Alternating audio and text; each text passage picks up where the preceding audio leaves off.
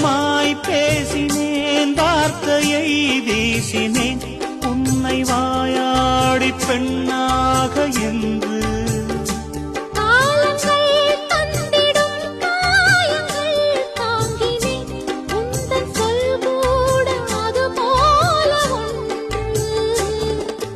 பூந்தோகையே சொன்ன என் வார்த்தையே, உன்னை அறியாமல் நான் சொன்ன மொழிதானம்மா.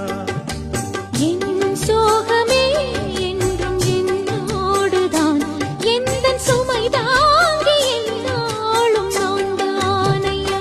கூடு எங்கே